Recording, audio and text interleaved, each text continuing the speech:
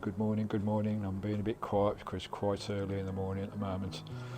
I think it's about 6:30, excuse me, just change hands. Right, I'm at my daughter's, as you know guys, having a lovely time with my family. The MOT is booked today, that's why I come to my daughter's every year in June for the MOT before we start the summer tour. We've just finished the winter tour in Galloway. Absolutely magical guys. I hope you have a look at my playlist if you haven't already. I've still got about 3 or 4 videos from that Galloway tour to come up. There will be 75 in the end. So if you want to binge watch, go and watch that one, as well as my Sky series and my Anglesey series and North Wales, and there's lots of series in my playlist guys. Right, anyway, so it's MOT day today. I got it booked in for about 7:30. Oh, fire engine or an ambulance. I got it booked for about 7:30. My daughter's going to take me down, we're going to drop it off and get it sorted. Oh bloody hell, MOT guys, I tell you what, I mean it's bad enough for anyone, you know, you guys with your vehicles to have an MOT, it's a stressful time, but when it's your home, like you know, a Vanlife, when it's your home guys, it's does your bonds in a bit every year, you know it's coming, you know it's going to happen. Let's just hope it's not too expensive, because you know the budget's a bit limited at the moment after the winter tour, because it's always a bit more expensive on a winter tour, so you know the finances are very low, so keep our fingers crossed anyway, and we'll get through this one without too many major issues. Right, a deep sharp intake of breath. I'll get down to the garage guys and I'll give you an update later on in the day. Hopefully when they phone up and say, come and collect your van Steve, it's passed, or there's a couple of minor issues. Fingers crossed, guys.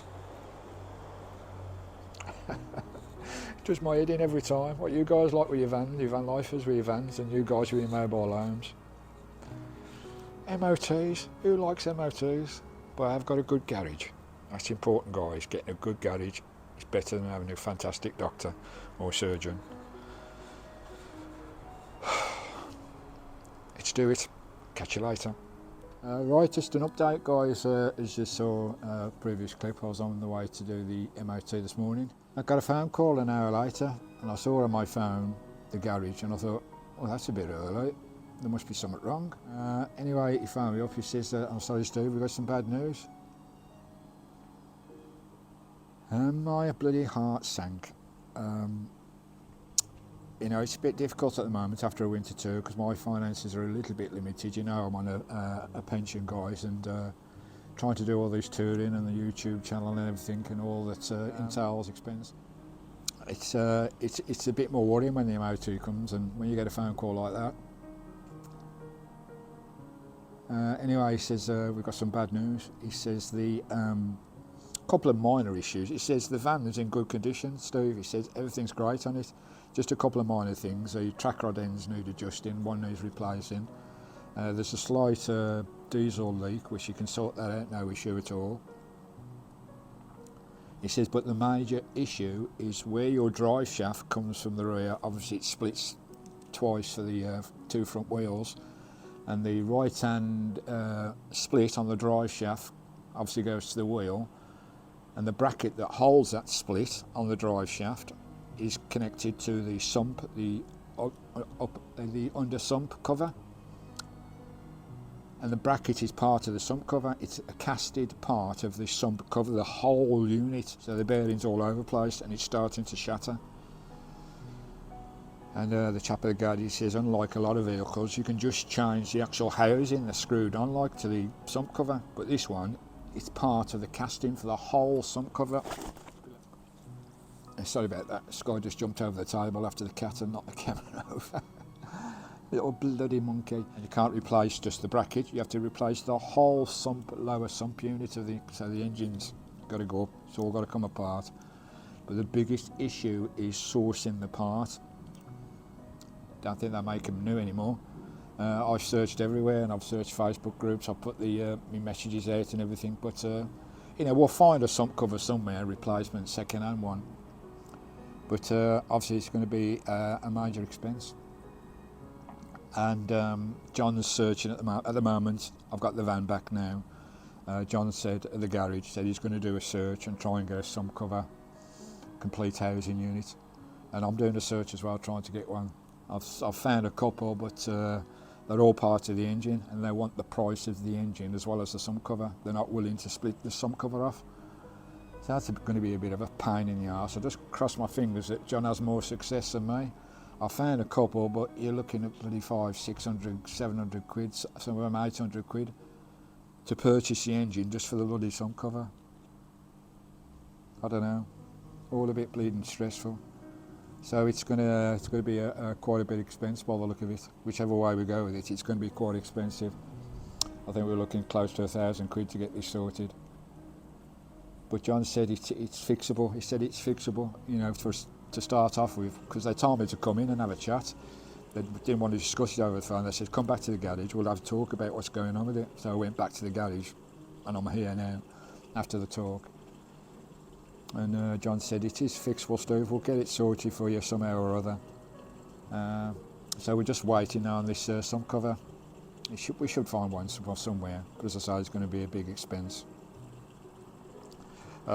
Which we could do without, we really could do without. I'll have to sort some of finance out somewhere. I don't know, I'll sort some of it out anyway, but I don't know, I really don't know. You know, I can't handle bloody stress. I really can't handle stress. Everything's gone in my life. That's why I do Vanlife, guys, because last MOT weren't too bad. Obviously 3 years ago when I first bought the van, the engine blew up completely. I was just finished paying for that refurbed engine that went in 3 years ago. I think I finished about 3-4 months ago paying for that. That was nearly £3 bloody grand.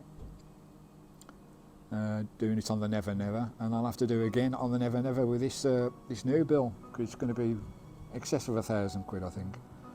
But anyway, I just thought I'd put you up to date of where we are. So everything's going to be on hold because it's going to take some time to source the part. It's going to take a couple of days to actually fit the part, plus all the other little jobs. I mean, it's a shame. He said it sailed through other than that, Steve. What a pain in the fecking arse. The last thing I needed, the really last thing I needed. So my summer trips, my summer tour is going to be delayed by, I don't know how long, probably a couple of more weeks. Which, you know, being in an environment, it's doing me head in, being in urban environments. You know, on the flip side, I'm with my daughter and my family a lot longer, that's the flip side of it. So you've got to look a little bit positive, I suppose. So at least I'll get some good quality time with these guys, but until this is sorted, my head's just in a spin, it really is. But hey, what can you do? You've just got to crack on in it, yeah. Anyway, just thought I'd put you up to date there, guys. This is the MOT here. It is here, guys, the fail as such. So it's just a couple of minor things, track add-ins, excessive play. The drive shaft bearing housing is fractured on the outside, offside. That's what we're on about, guys. That's the part we're on about, which is part of the sump. Anti-roll bush excessive worn, and a slight leak of diesel, which he said that's simple fix. So 3 simple fixes, just that one major issue, that sump cover. We'll do what we can, and I'll give you another update once we get to a situation where we know we've got the part and we're going forward. Hopefully, fingers crossed, guys, keep your fingers crossed for us, and we'll get country van life rocking and rolling again. You know, for a few moments there, guys, when he phoned me this morning and told me to come in, I thought it was the end of the road for Christine. I really did. I thought that was it. I thought, you know, it sounded really dead. Never mind, these things are put down on this planet to test us, don't they? They're really here to test us. But we'll get through it, eh, Sky? Eh? We'll get through it, won't we, baby? Somehow we'll get Christine rocking and rolling again, eh? Somehow we'll get her rocking and rolling again. Anyway, guys, that's an update. I'll come back to you as soon as I've got some details of times, and we've got the part on order, and when we'll be able to get rolling again. I should have started in about 3 days' time over to Norwich, sort my medical out over there, sell a few items in my garage. Then I was going to go on the East Coast tour within the next 2 weeks. That ain't going to happen, guys. That ain't going to happen. Not the next 2 weeks anyway. But anyway, thanks for watching, guys. Just a quick update. I'll come back to you on another update of where we are once we've got these parts sorted and I can chill a bit more. Cheers, guys. Thanks for watching from country and from sky. You all take care, guys. Have a good day. Ta-da.